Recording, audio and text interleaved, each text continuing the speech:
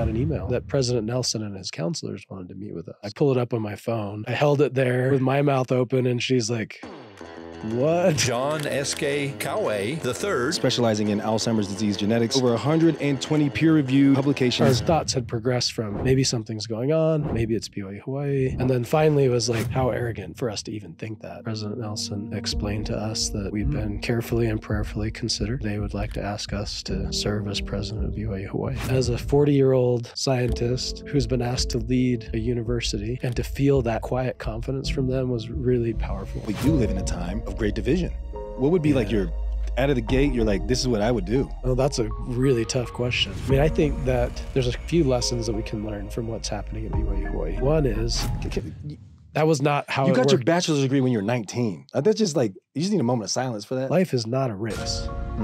It's not. There's no, like when I graduated at 19, I didn't get some magical prize. If there is a prize in school, it's for finishing best, not finishing first. What's your perspective on balance in your life? If you want to feel balanced, then you need to have, for me, that one piece of advice that I give my students is,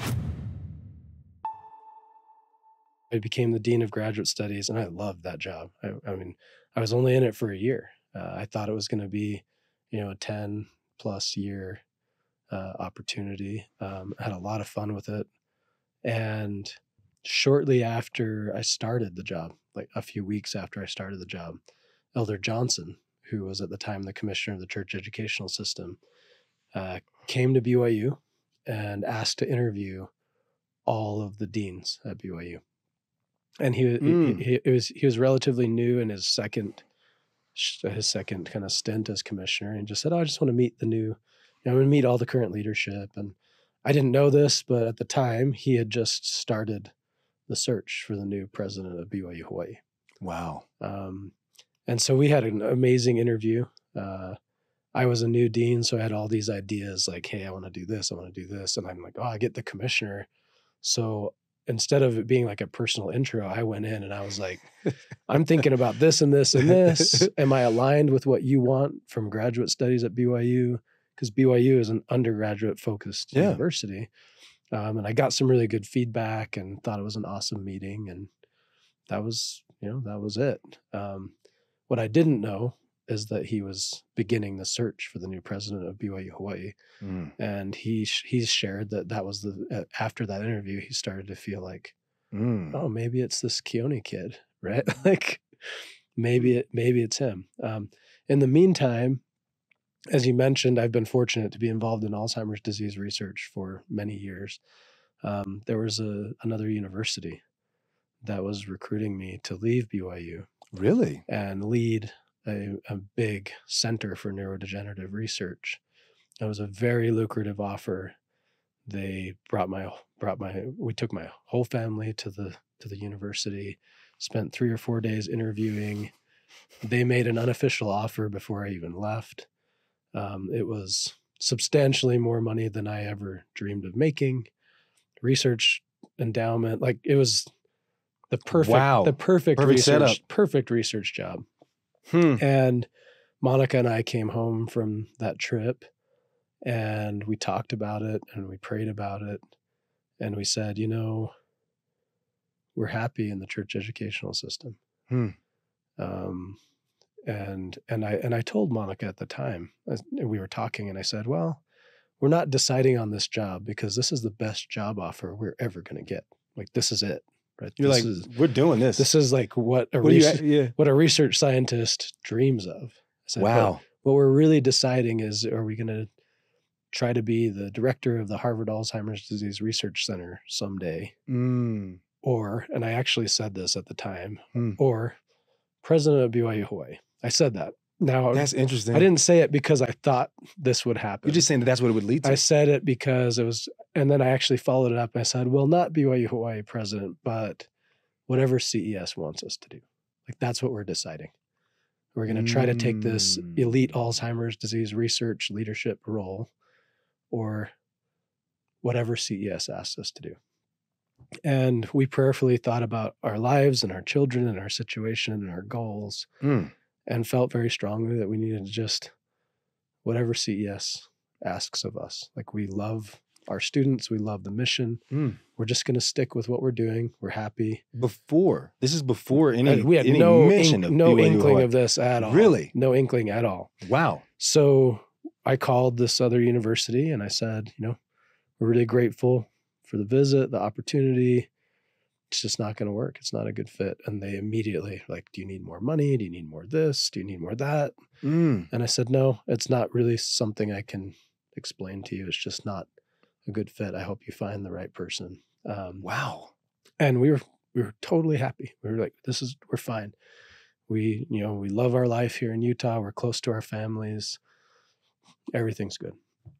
And so that time, things went on, and I won't get into all the details, but we had a couple meetings with Elder Johnson and eventually with Elder Holland. Elder Holland. And they were conversations, but no inklings of any particular job offer or calling in the church or anything like that. Just they got to know us and we got to know them. And then after one of those meetings, we started to wonder, like, well, maybe they're thinking about something, but we didn't really know what. And we kind of thought about it and did some research, and we thought, it could be that they're looking at a change at BYU Hawaii, and maybe we're on the short list for that. And we had a meeting with Elder Holland and Elder Johnson and Monica and I, and we started to wonder. And then I wondered that, and then a couple weeks went by, and I started to think, oh well, they probably had a short list and they went with someone else, and that's great because we're happy. We already decided that we're happy with what we're doing, and I love BYU and my research lab and the students we mentor there, and then one morning we got an email from Elder Brooke Hales, who's the assistant to the first presidency, telling us that President Nelson and his counselors wanted to meet with us. So wait, take me to that day when you get this email and they're like, have you already been meeting with President Nelson in the first presidency? Oh, no. So tell me what that's like to receive an email. Yeah. I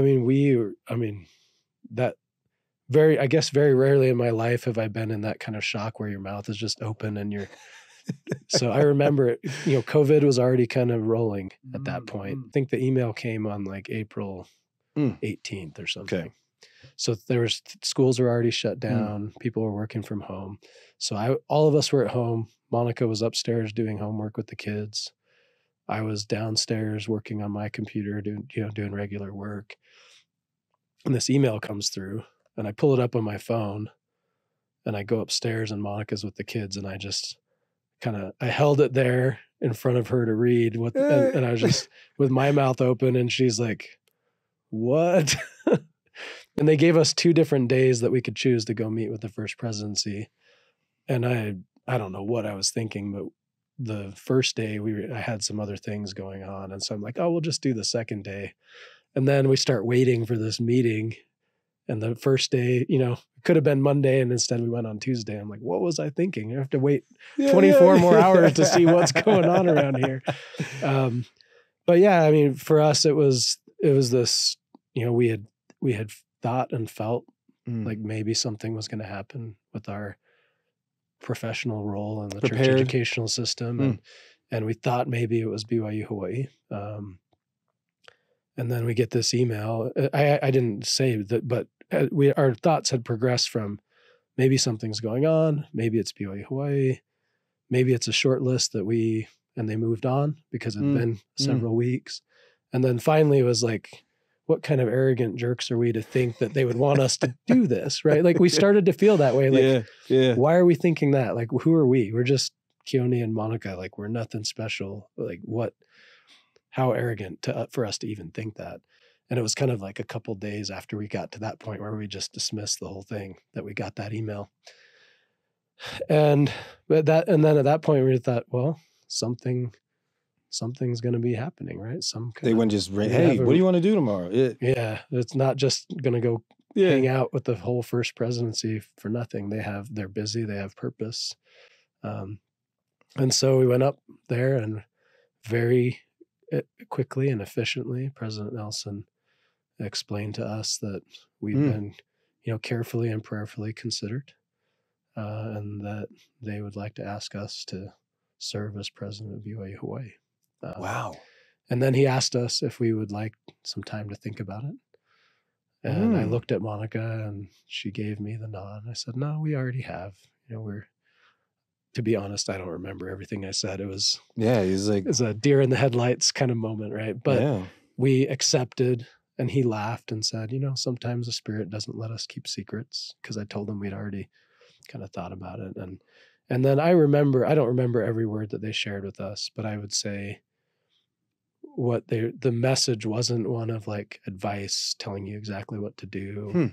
It was really a message of like confidence that Monica and I were the people that needed to be leading BYU Hawaii at this time for this season. And I thought that was really amazing from a professional perspective as well. I've been in leadership for several years. I've hired many people over the years. And, every time you hire someone, you have some doubt, right? Like, are they the perfect person for this? Yeah. Should I have hired someone else? Are they really ready? Those are natural doubts to have in any professional setting. And I thought I left feeling just so amazed at the complete confidence that the whole First Presidency and Elder Holland and Elder Johnson had and have, that we are equal to this, and that the Lord will make us equal to it, and that we're the right choice. And I think that's for me, that was really impactful to see the difference between, making a professional decision about who to hire. Yeah. And feeling that that this is the right person at the right time to serve in this capacity. And so for Monica and I, like I said, we're nothing special. Like she is, but like we're just people, and we know that, and we work hard and we do our best, and we want to be good for the people around us. But it's not like we were walking into that room with my CV and saying like, hey, we got this. Like you made the right choice. And so to come out of that room and feel this quiet confidence from the First Presidency, who I sustain as prophets, seers, and revelators, but who also from a secular perspective are some of the most talented and successful and experienced and wise leaders on the planet, right? And to come out of that room as a 40-year-old scientist who's been asked to lead a university, and to feel that quiet confidence from them was really powerful, and it really impacted me. And quite frankly, it really increased my faith, right? Of the confidence they have and the inspiration and revelation that they receive for the church.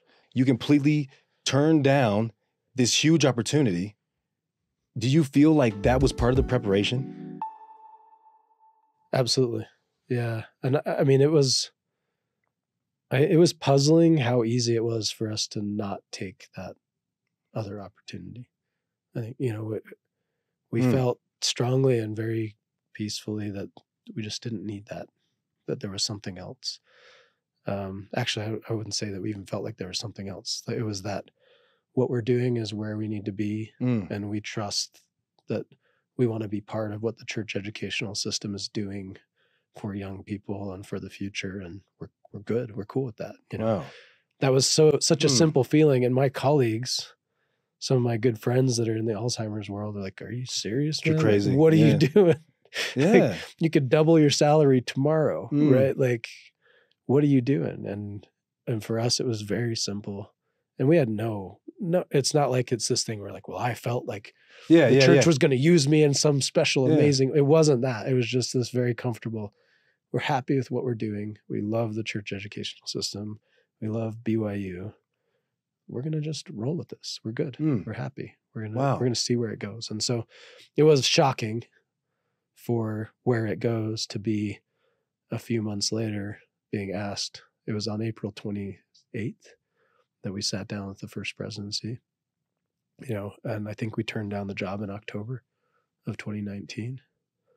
So it was shocking for that to Interesting. happen so quickly. Hmm. But we were so excited to do this, and there's so many reasons.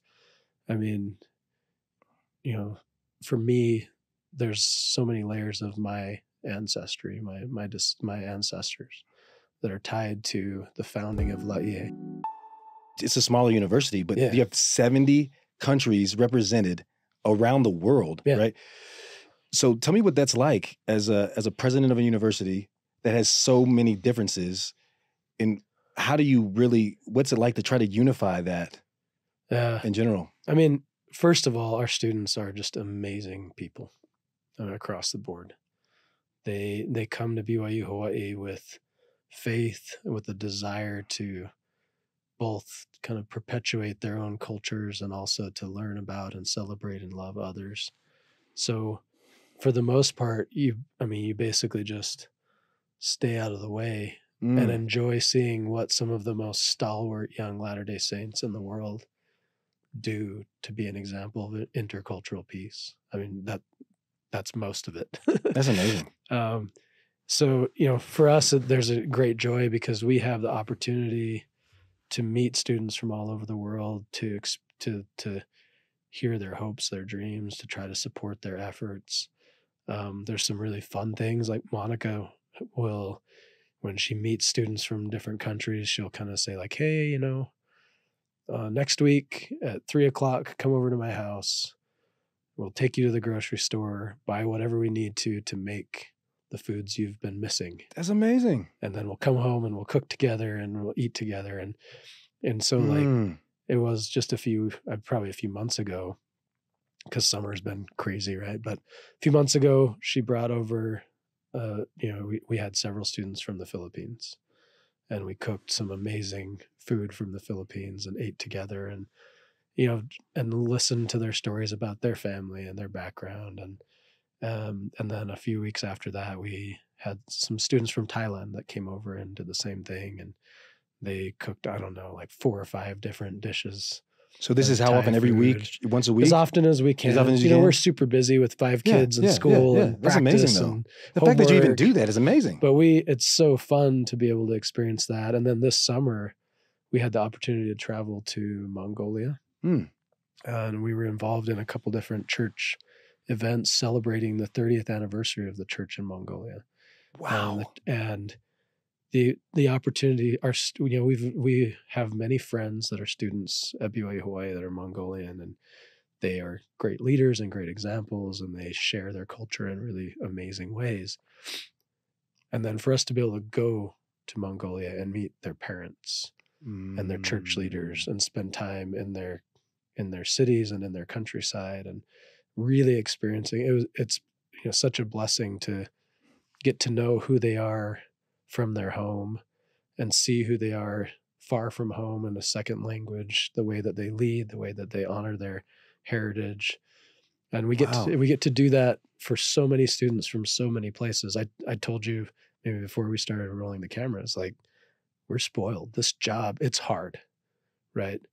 But like the opportunities we have to meet amazing students from all over the world, to be part of their lives, to help them build a foundation for their future, to experience their cultures, and like, it's amazing. Wow. We're so spoiled. So on the way home from Mongolia, we had that amazing experience there. On the way home, we stopped in Seoul, Korea because that was the layover, but we stayed an extra night or 2. And we had this amazing opportunity. One of my faculty, his name's PJ Rogers, give him a shout out. He went above and beyond, and he kind of set up some options for us to see parts of Korea and meet with some members and some business people to look at internships for our students and things like that. But one of the things that happened is there was a young married couple that are both students at BYU Hawaii, and they were home for vacation. And they took 3 days of their time and spent the entire time with Monica and I. Are you serious? And it was so awesome because we got to be with them, talk to them, learn about them personally, while we experienced their hometown. Wow. With them. And like I said, just for us, it's such a rich experience. And we had an amazing opportunity maybe last year. A new friend of mine, her name's Kellyanne Barnett. I don't know if you've ever met Kellyanne. Yeah, she's so from awesome. I saw She's her She's video. from Florida. I'm from Florida. Yeah, so she's the designer from Dwayne Wade, right? Yeah, and for the Jazz now. And for the Jazz, yeah. But she actually came to LaIE for some things. And through our mutual friends, we were able to connect with her a little bit and help her and her husband see BYU Hawaii. And it was really fun because after we had that experience, we were able to talk with Kellyanne, and she's like, where else can you experience the global church all at once? Like there. And you can come to BYU Hawaii and the Polynesian Cultural Center, and you actually get this glimpse into just how global the Church of Jesus Christ of Latter-day Saints is. Wow. And how universal the gospel is at blessing people's lives. And, we get to be at this special place that showcases that in such a meaningful way. And so that's kind of, I don't know how I got to that part, but no, that's the impact. It was really cool to see Kellyanne, a recent convert to the church, spend some time on our campus and at the Polynesian Cultural Center and feel that global nature of the church, the fact that it does unite everyone across cultures, across distance. The gospel of Jesus Christ can bring us together when we focus on that and do it that way. So unity is important. It just makes me think of Enoch, the city of Enoch, how they were of one heart and one mind, and how important that is. It almost would feel very heavenly to be in a place. What I mean is that's what heaven will be like. I don't think heaven's going to be like this culture over there, this culture over there. It's almost like this eclectic. Yeah, none of that connection will matter. We'll be together. Nobody will care. But I think we'll still be able to celebrate the diverse and unique experiences that we have and that make us who we are. And that's the beauty of what's happening on our campus. And you'll find, this is not a commercial for BYU Hawaii. Yeah. We're a small university and we can't, there's only 3,000 students. So lots of people apply and we can't give everyone a spot. It's heartbreaking. But someday you'll get a chance to step foot on our campus. And just like everyone else who comes to our campus, you'll feel something powerful and different, and you'll be kind of surprised, like, whoa, how can it feel like this? How can it be so powerful? And it's a consistent feeling. And even people who, if you come and experience campus and then you leave, it'll still surprise you, and you come back a few years later like, whoa, I forgot how powerful the Spirit is here. Wow. And it happens all the time. We just had an event on campus. We hosted what's called Hula, which is it's basically the largest children's hula festival in the world. And you have all, the kids from all these hula schools, we call them halaus, but the kids from all these hula schools come. They have individual and group performances.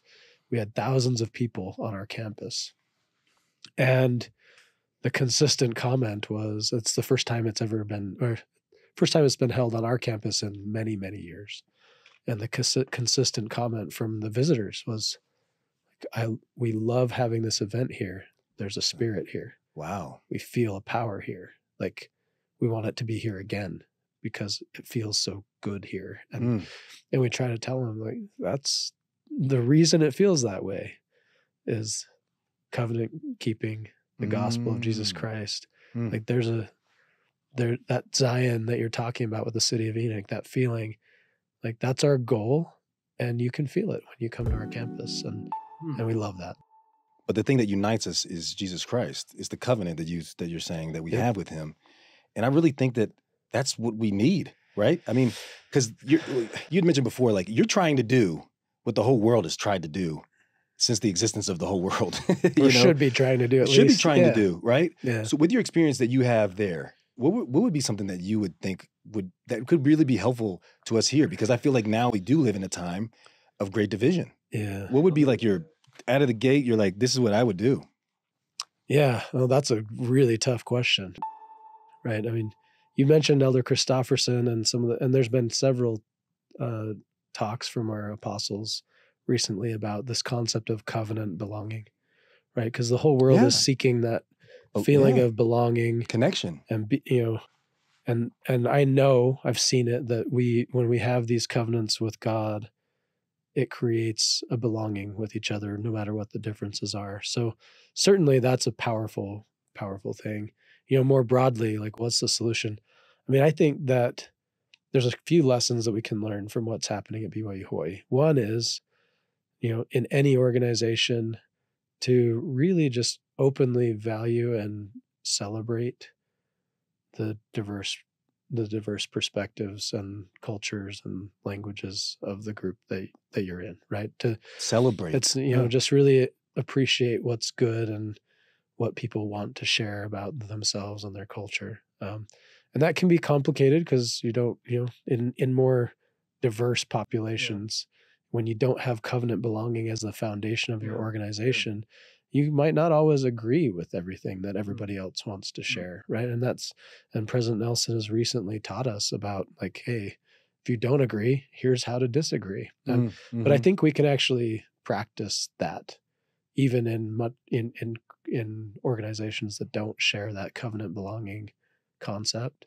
We can still practice some of those features of, like, really getting to know, and appreciate what's good and interesting and different about others. I think conceptually for me, it's been pretty simple. Like, proximity creates a lot of unity, right? Like, if you just find ways to sit with people and listen to them and love them and understand them, and for them to understand you, you can be really different and really even disagree on a lot of things, and still have a mutual love and respect for each other. And I have that with many people.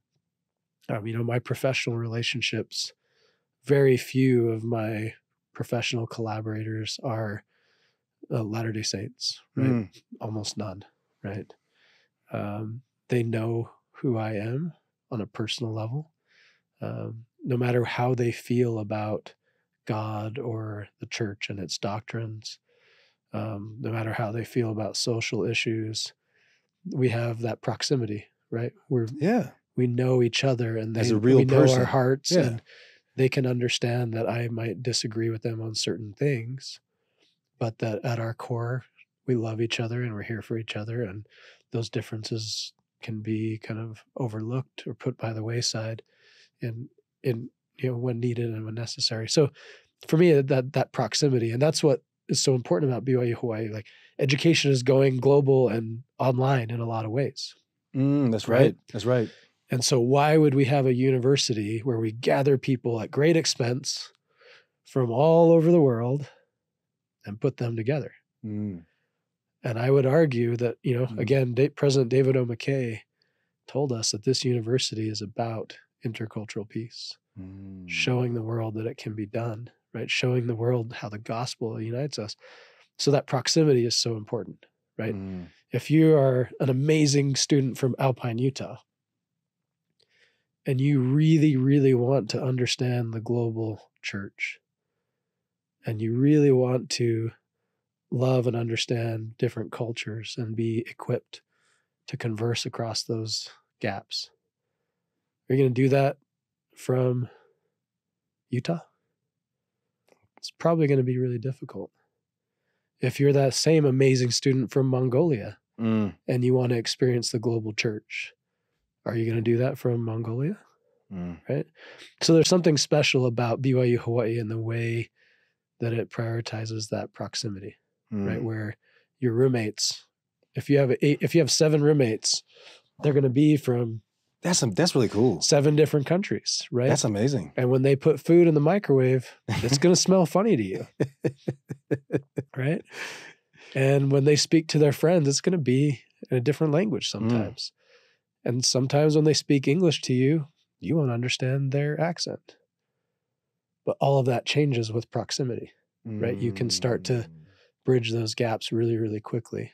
And so maybe that's another layer, is just being really intentional about bridging the physical gaps between us so that we can talk to each other like you and I are right now, and know each other's hearts and be able to overlook the differences that we might have, because we understand no matter what those differences are, you know, I know Stephen's heart, and I know it's going to be fine, and that we can have a relationship even through those differences. And I think that's something, with COVID, with the internet, the way our lives have become so isolated, maybe part of that division that we're experiencing is because we lack proximity, that physical proximity. That's interesting. I think somebody said this earlier this week. They said real trust comes from not information, but experiences. Yeah. I can know everything about you. Yeah. I can read everything about you, but then experience together, that's really what increases the trust. Yep. Like, I mean, to a higher level. So proximity is a big deal. Covenants. I think that was interesting that you mentioned that, the idea that we can be united in our covenant that we have to each other that exceeds everything that's political, that's not even the main focus. But if we can unite in our covenants, and if we can get more close in proximity, literally, that can help bridge things. Yeah. Yeah. Absolutely. And your background's interesting too. I mean, both of your parents come from different cultures. Yes. So you've experienced that as a child. How did you navigate that even as a child?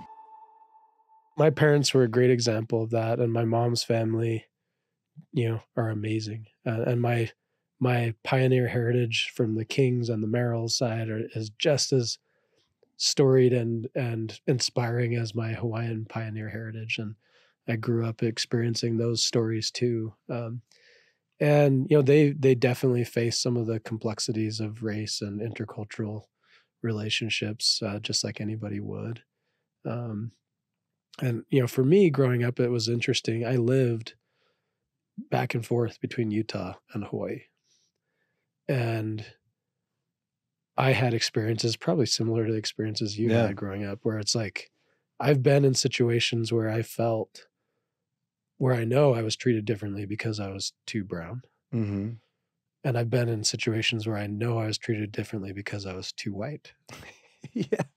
You can't win. And I suspect you've had similar experiences. I have. Right. Yeah. And that's hard for people to wrap their minds around sometimes. I understand exactly what you're saying when you say like what's understood and need to be explained. Yeah. Yeah. And so, I think that's something that really, in retrospect, those experiences have prepared me for some of the complexities that we face at BYU Hawaii. That's really interesting. The challenges that we're trying to take on, the understanding of how a student of any skin color could feel that they don't belong in a certain circumstance, right? Yeah. And being able to have empathy for that and realize like, you might come from California or Arizona to BYU Hawaii and feel like you aren't being accepted or you don't fit in. Like that's a real feeling that someone could really have. And I get that. Right. And so I think it's that growing up with that, seeing my parents, putting cultures together,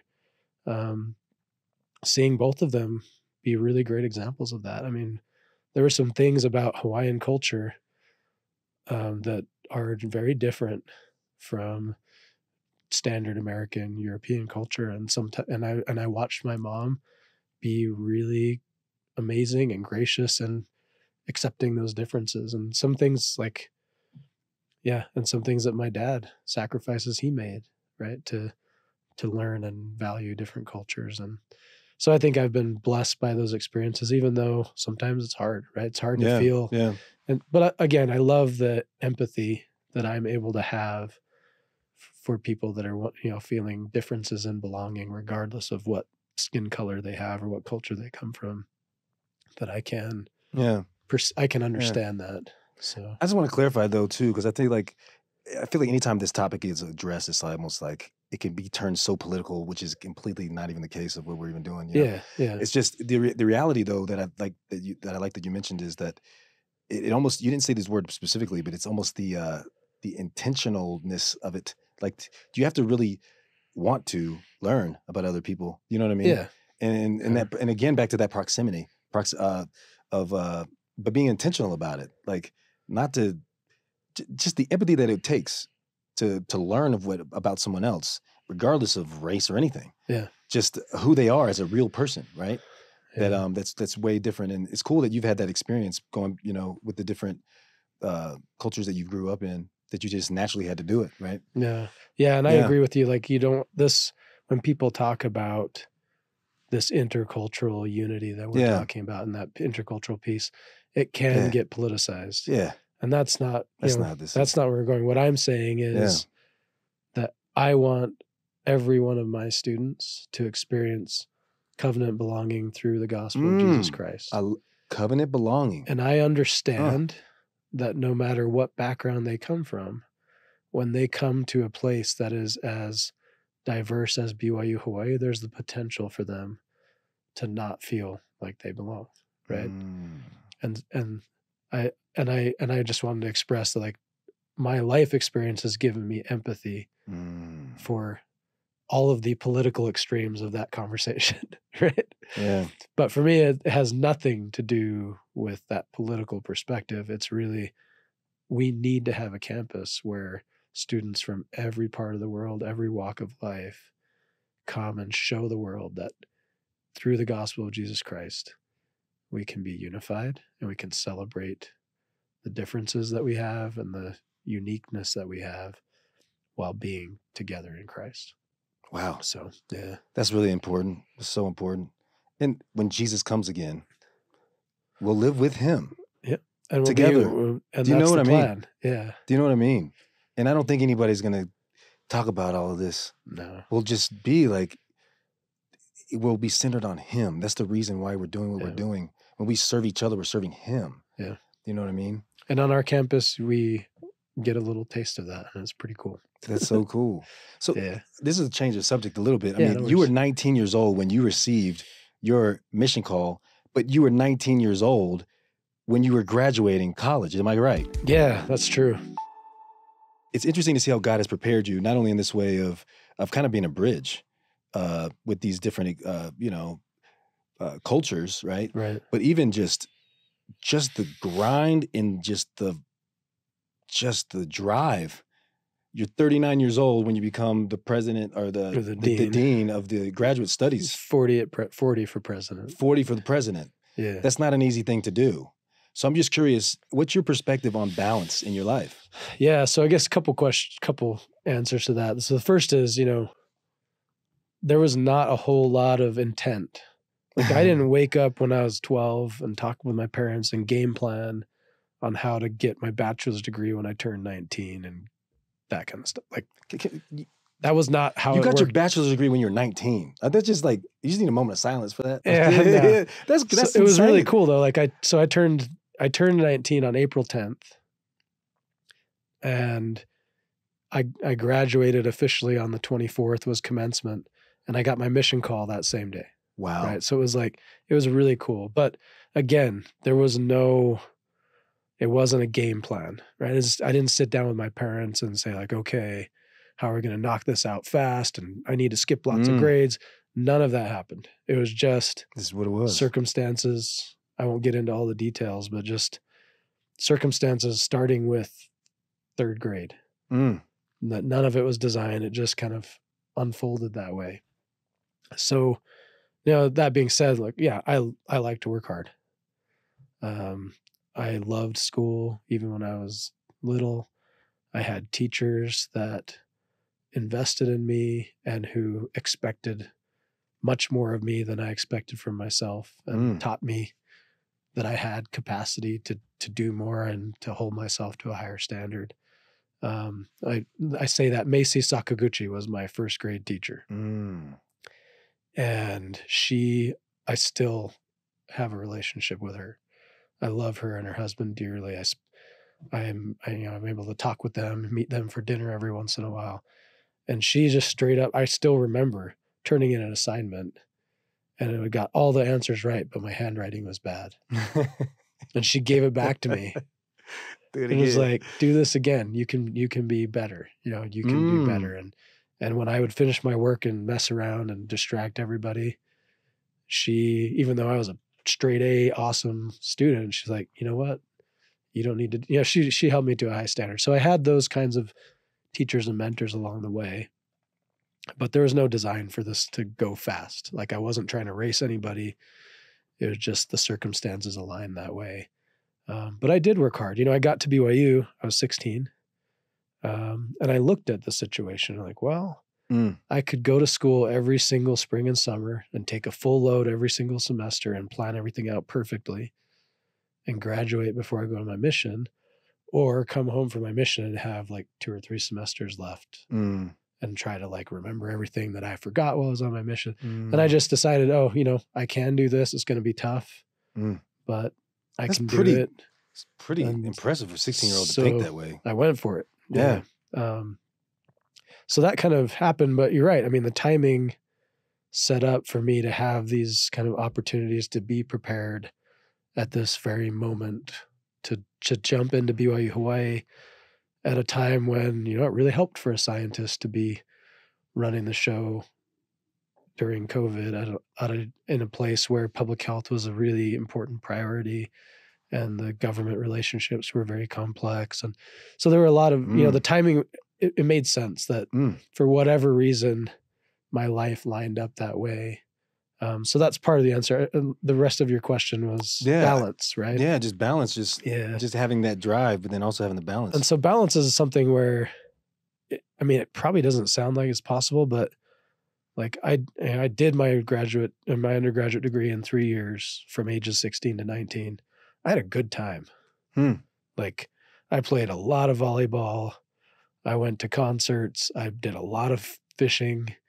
I had a lot of great friends. Like I wasn't this like, I had a whole life that I enjoyed and had a really good time with. And even though I've done a lot of things fast, that's been the case, right? And so for me, that's really important. And even when I was at BYU mentoring students and teaching introductory biology courses, the people would find out about my timelines, or they'd be like, Professor Kauwe, you're 28. Like, what's going on?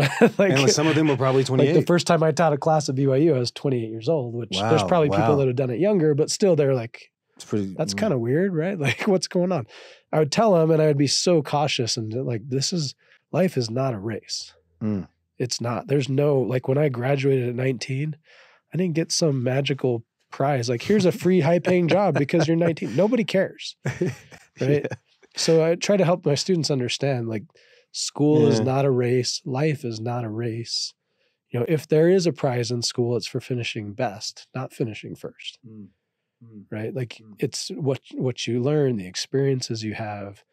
Like if you're talking about it from an employment perspective, your employers don't care that you're 2 years younger than everyone else. They want to see, what can you do? What experiences have you had that will make you more productive, more skillful, more valuable in this job? And those things take time. So as fast as I finish some things, you still need time, right? To have experiences, to learn, to understand how things work. So that being said, like that balance is important to me. And I try to encourage people to understand that, again, life is not a race. You want to have the right experiences for the right amounts of time to prepare yourself. And that doesn't always mean faster is better. Right? In my experience, I helped a lot of people prepare for medical school. Right. And the average, there's a reputation and a stereotype for a med school applicant at BYU. Maybe you've experienced that. Yeah. And they're driven and they get straight A's and they want to do everything the fastest and the best. And those are all great things. But when it comes down to it, and I mentor those students that are applying for medical school, I tell them like, that's all good, but you also need to have your clinical experiences and your research experiences, and they need to be substantial so that when you walk into a med school interview, you have something meaningful to talk about. Not, I did this many hours. Yeah. You have but that like variety. I had a real experience and I can tell you what I did and why and what I learned. And so there's balance from that perspective of understanding that life isn't a race. Things take time and you have to be patient enough to kind of allow life to teach you along the way. And then there's also the balance that we normally talk about where it's like, how do I balance my family life? How do, for my students, it's often, how do I balance like dating and social life with getting good grades, with taking care of my family that's back home and honoring them and with working so I can fulfill all my work study obligations or just pay for school. Like there's a lot to balance when you're young and you're like, how do I do all of this at once? And I've thought about it a lot, and I'm trying to figure out like, how do I help my students kind of understand how to balance your life? And Elder Bednar is pretty direct about balance, right? He says balance is bogus. Yeah, Have it you doesn't heard, exist. have you seen that? Like, Yeah, I've seen it's that. a false concept. It's I think he says balance is bogus, and he's given that talk several times in different contexts.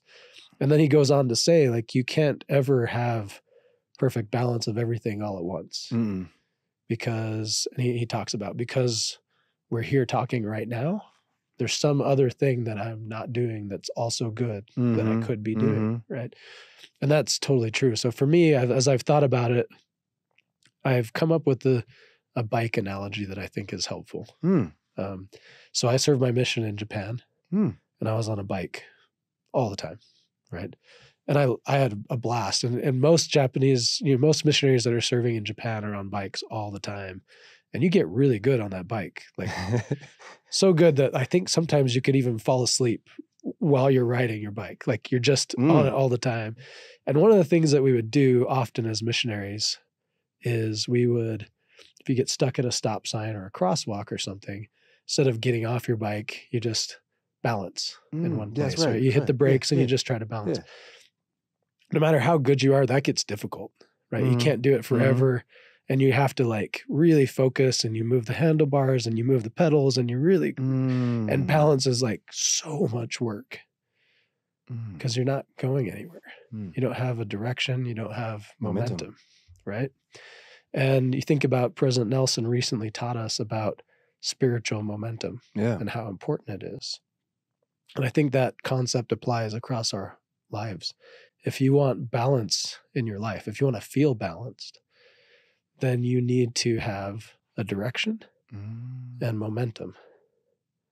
And if you have a direction and momentum, if you have a plan or a roadmap and you have momentum, then there are going to be times when you're leaning left and times when you're leaning right, times when you have to slow down, times when you have to stop and fight to get balance, times when you stop and take a break, times when you like put the heat on and go full speed ahead.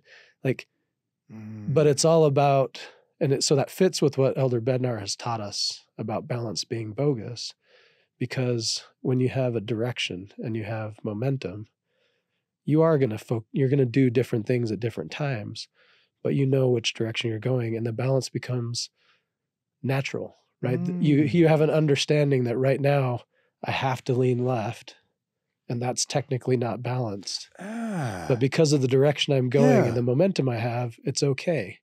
And in the next little while, I might lean right.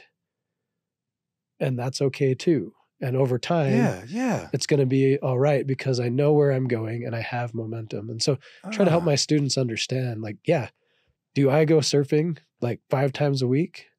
If there's waves, yes, I do. Right? Like, and that's so important to my life. And when I'm surfing, I'm not doing lots of other things, right? And no analogy is perfect. And then you think about, like, there are times when we're stuck at that stoplight and we're trying to balance and we can't. And we hit the ground and our feet are on the ground, like we're not moving.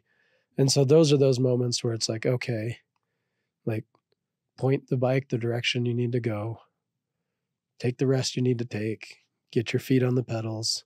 If you need someone to push you a little bit, we'll figure that out, right? Like, point the right direction and start to build that momentum again. And that happens, right? And in today's world so many people are struggling with mental illness, with not feeling like they belong, right? Feeling lonely, all those things.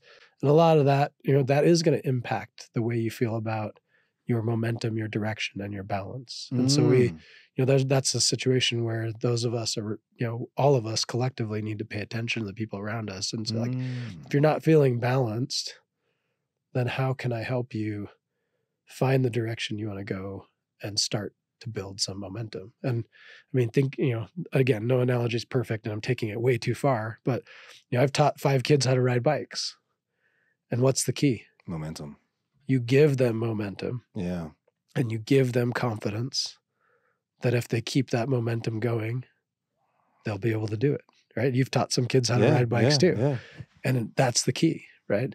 So I love the idea that, because I used to tell my students, like, and the people I was teaching, like, oh, balance is from momentum.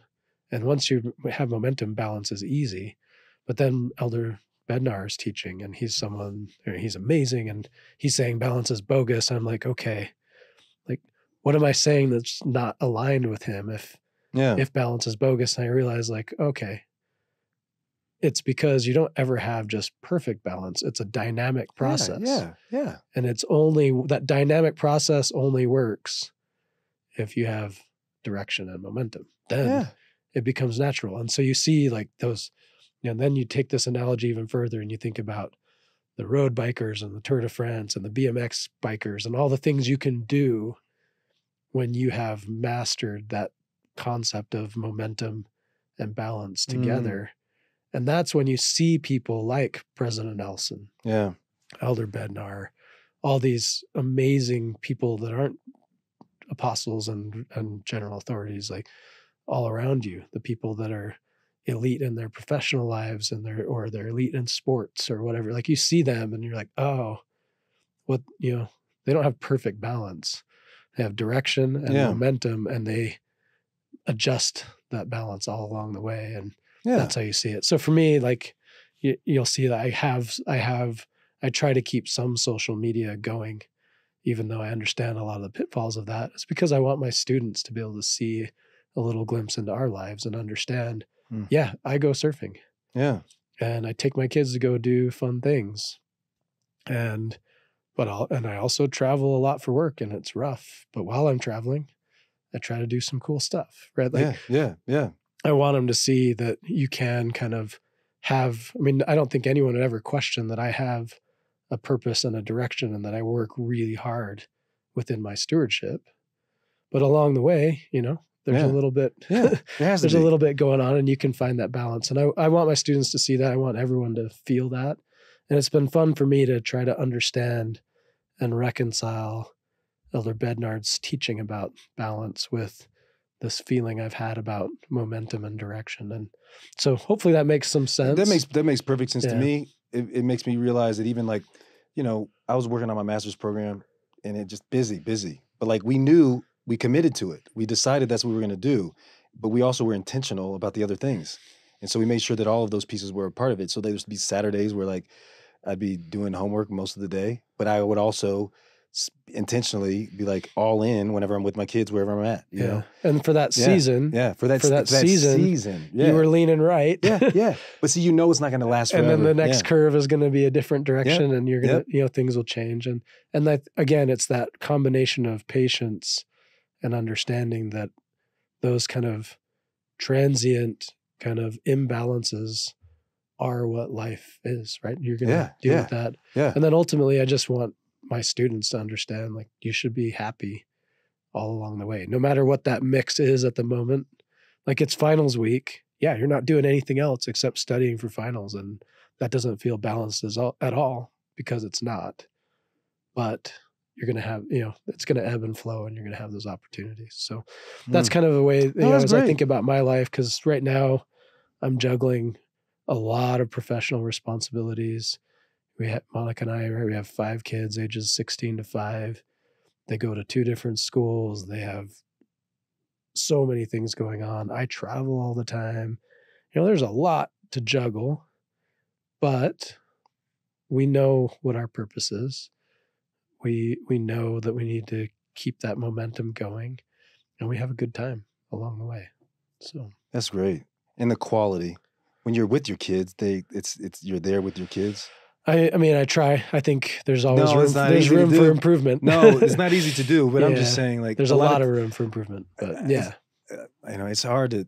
It's something that I think is on as a father. I know it's always on the back of my mind, and there's always things that I think that I could do to improve. But the overall principle is what I feel like is important to realize. We try to do it the best we can. I'm curious though, President Holland, he's experiencing some really challenging moments in his life, both with the loss of his wife and even with some health challenges. What was it like meeting with him? Just could you give us a little glimpse of that? Of your interactions with Elder Holland? I mean, Elder Holland, as we all know, is just an incredible person. So smart, so committed to serving others. Sister Holland as well, right? They are one, right? Yeah. Together, they've served so many people, and particularly in the church educational system. So for us, I mean, it's been an incredible blessing to learn from that example. I think for me, the things that, as I think about my relationship with him, and Monica and I, and our relationship with him, I kind of touched on this earlier.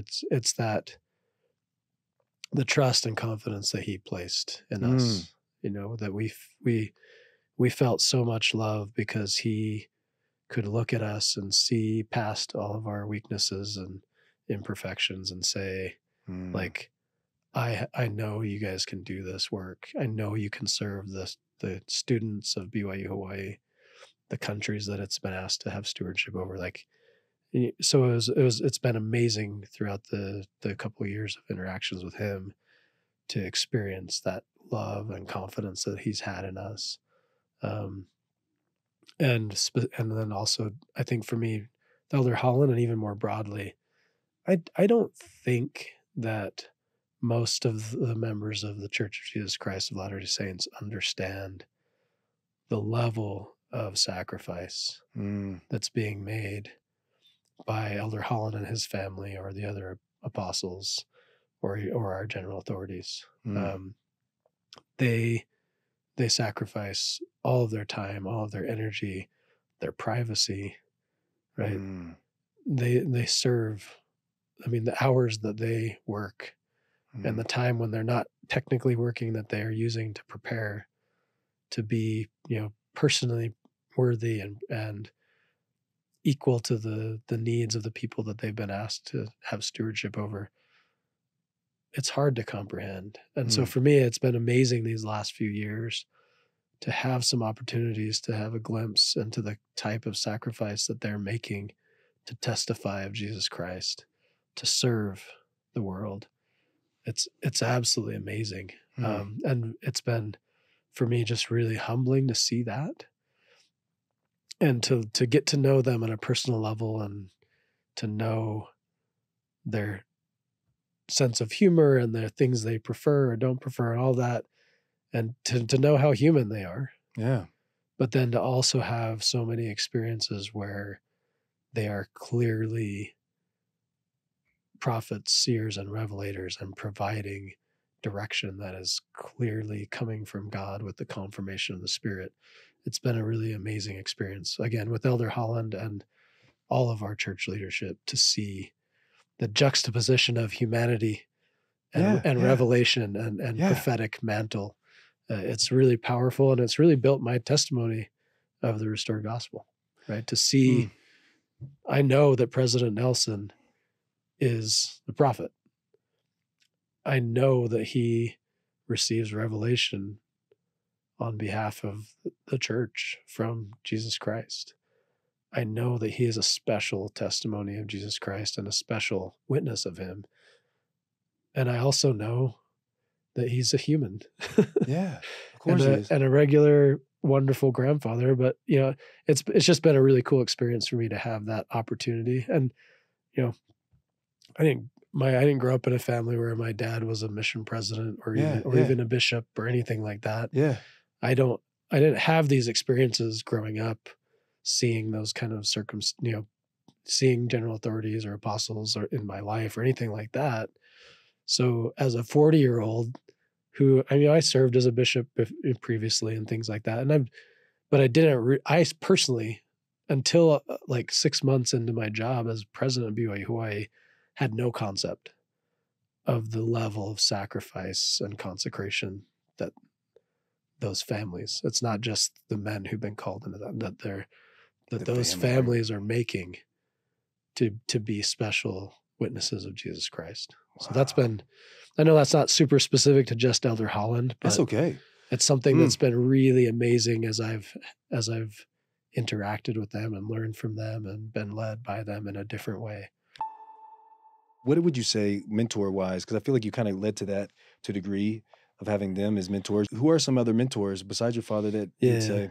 So I definitely, I mean, like my parents are absolutely amazing people. And my dad didn't have, church leadership positions, but he changed the lives of everyone who met him. He embodied that Hawaiian concept of aloha, and his generosity and his kindness and his capacity to forgive is unmatched. I mean, just absolutely amazing. But, within the church leadership, I mean, certainly Elder Holland, the people that I've worked the most closely with, right, are Elder Gilbert in these last couple of years, and Elder Johnson before that. And then particularly with Elder Gilbert, it's been amazing because he was called as a general authority from being the president of BYU Pathway Worldwide. That's right. So he was my colleague for that first year as the president. And then I've been able to watch him and Christine and their family make a different level of sacrifice and consecration to serve as a general authority 70 and as commissioner of the church educational system. And it's been truly amazing to see them joyfully make sacrifices of their time and their energy, changing their living situation to be prepared to serve in that way. So I think that's been a really cool example to see. And for me, that's the most kind of like immediate one that I think of in terms of that example. And Elder Gilbert, I mean, he's so focused and dedicated to serving in the church educational system and making sure that it does what it's supposed to do to serve the young adults of the church and give them opportunities to grow spiritually and intellectually. So it's been really fun to see that example and try and learn from it, right? I get to learn from him. He left Harvard Business School, right?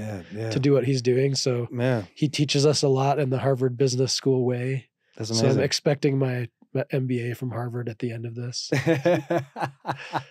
But seriously, I mean, but you're basically getting it. I'm learning a lot of the business management organizational type concepts that, I mean, I think I learned kind of intuitively from the leadership experiences that I've had over the years, but it's been really cool to get that directly from someone who, he could be in many other jobs around the world that would give him far more fame and money.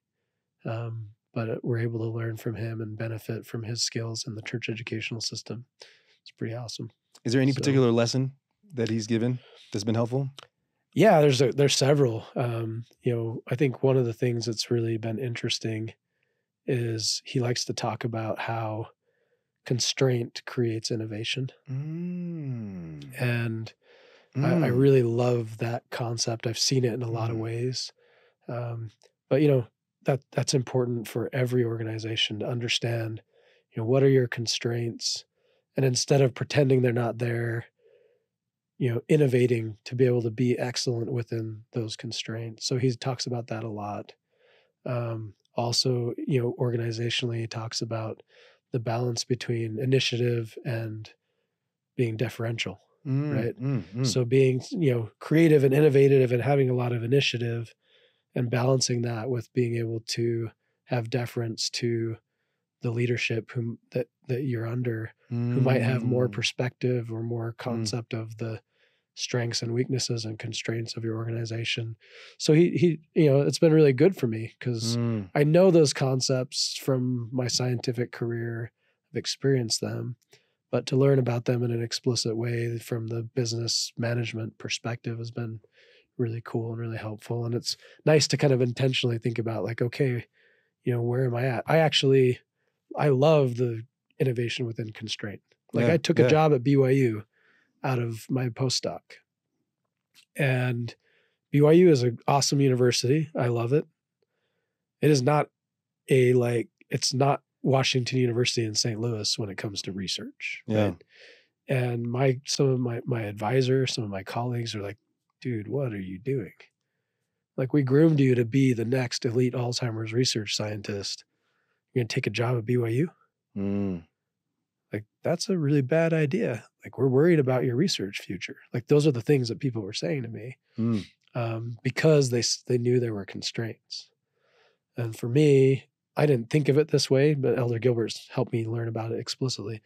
But I looked at those constraints and felt like there were ways that I could innovate and leverage other strengths. And those constraints actually led me down paths to do research that I never would have considered if I'd been at an institution that didn't have those constraints. So it's been fun to see. That's great. I've experienced those things, and it's been fun to learn about them in a formal way from someone with so much formal business training and formal business experience. So, and that's the beauty of all of this, is that, you're asking about kind of these examples and mentors, but ultimately you think about somebody like, say, President Eyring. Yeah.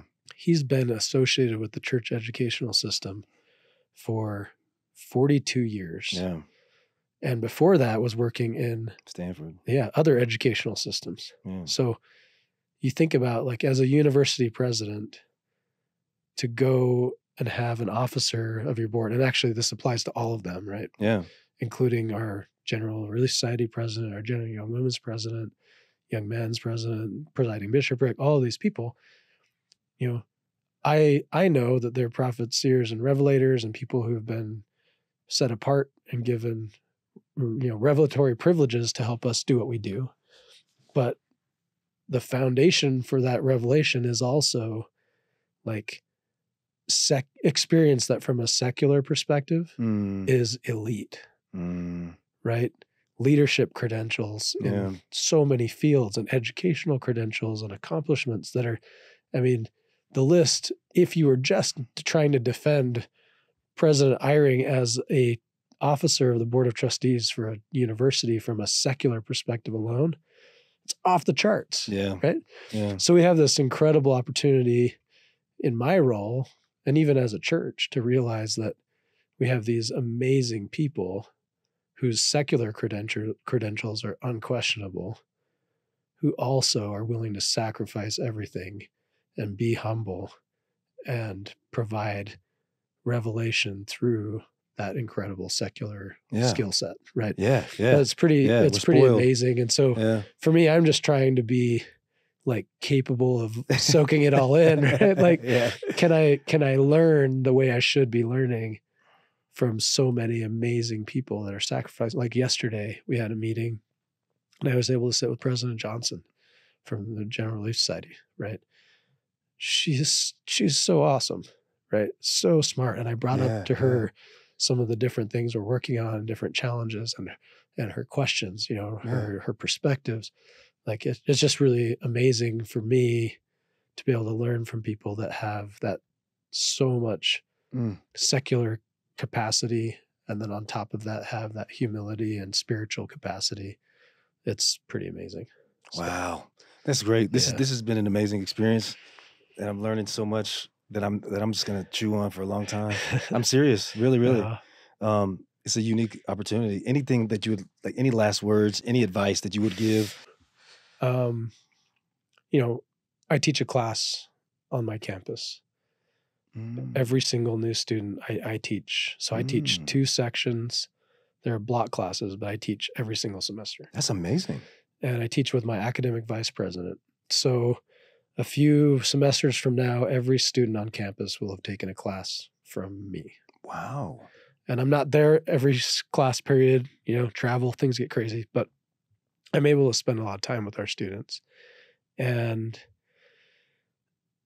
we often, not every semester, because sometimes time constraints come up, but we try to, and most semesters we have an open question and answer session. And sometimes we do it live, and sometimes we have them submit questions beforehand, but they always ask, what's your most important advice to us, right? If you could just tell us one thing, what would you tell us? And so, the first time they asked it, I was just on the fly, like, what do you say? And now I've thought about it a little bit more, but I think that's, probably something I wanted to share with you and your listeners is, for me, that one piece of advice that I give my students is basically Mosiah 2:41. And I fell in love with that scripture, that verse. First of all, because King Benjamin is just the man. right? He really is. But I served my mission in Japan, and I felt like when I read that verse in Japanese, the translation, the words, the vocabulary it used, it was just like, for some reason, it just gripped me. I loved it. I love the way it sounds when you say it. I loved it. And then, of course, going back, and it's a very, oftenly cited scripture. But I asked the students to read that verse, and you probably know it. I can, Mosiah 2:41. I've got it right here. Oh. And I won't read it for you in Japanese because most of the people listening won't care, maybe. But and we've all heard it a million times. But it says, "And moreover, I would desire that you should consider on the blessed and happy state of those that keep the commandments of God. For behold, they are blessed in all things, both spiritual and temporal.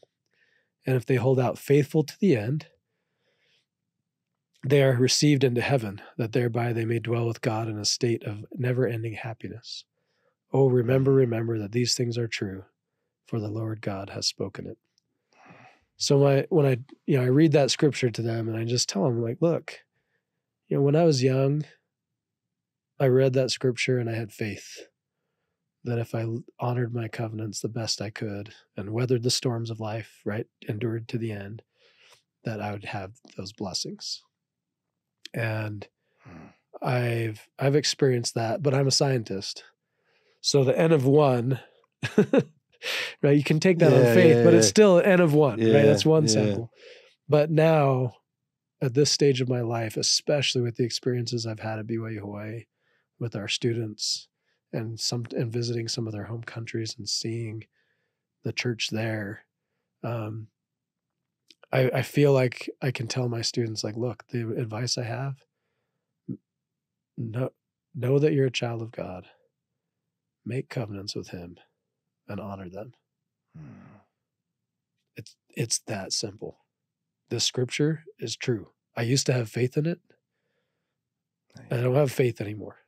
It's knowledge. Like those things, that's it. You do that, the balance, the momentum, the direction, the joy, the capacity to weather the storms of life, you're going to have it all. And it really is that simple.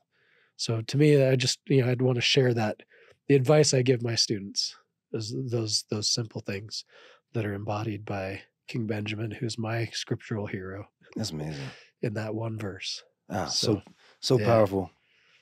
Well, thank you so much, Dr. Kauwe. This has been an honor. I always end this way. I always say, I believe and I know what you say is true. But I do, but it's up to you. It's up to us to find out for ourselves. Until next time. Right. Aloha. Ahuiho. Aloha. What's that one? Ahuiho. Ahuiho. Ahuiho. Ahuiho. Aloha. Ahuiho. Right? There you go. Okay. Yeah, thank you so much. All right. Aloha. That was so powerful.